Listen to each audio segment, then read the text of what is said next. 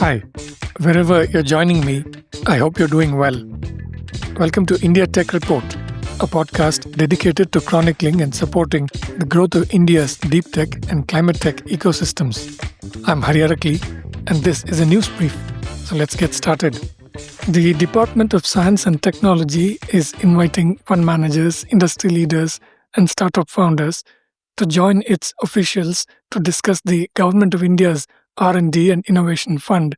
Secretary to the Government of India, Abhay said in a post on LinkedIn. This outreach program is to be held tomorrow, December 4th, in Bengaluru. This session will provide insights into the fund's objectives, operational framework, and financing models under the Anusandhan National Research Foundation and facilitate direct dialogue with the DST's RDI cell, Abhay writes.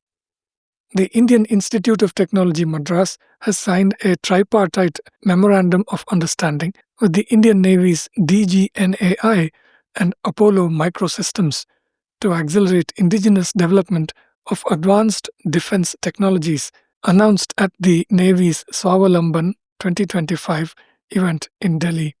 The alliance will target electronic warfare, precision navigation, and high-energy armament systems, aiming to speed lab-to-field deployment and bolster India's defense self-reliance.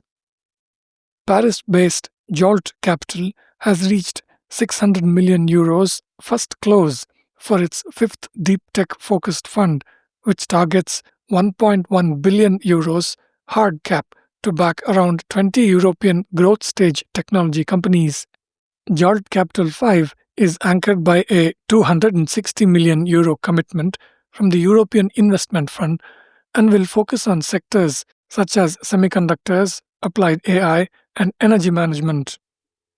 Mantel, an MIT spin-out, is commercializing a molten borate salt system that captures about 95% of CO2 from high-temperature industrial flue gases while using roughly 3% of the net energy of incumbent capture technologies by cogenerating steam. The company is scaling from a containerized pilot at MIT's The Engine to a Kruger factory demo in Quebec ahead of wider industrial deployment. Stanford medicine researchers report that a combined blood stem cell and pancreatic islet cell transplant from an immunologically mismatched donor prevented or cured type 1 diabetes in mice by creating a hybrid immune system that stops attacking islet cells. All targeted animals remained diabetes-free without long-term immunosuppression, suggesting a future curative path for autoimmune diseases. To end today's brief, Korean researchers have engineered a fluorine and oxygen functionalized separator membrane that stabilizes both electrodes in lithium-metal batteries, sharply cutting dendrite-driven explosion risk while roughly doubling cycle life under harsh conditions.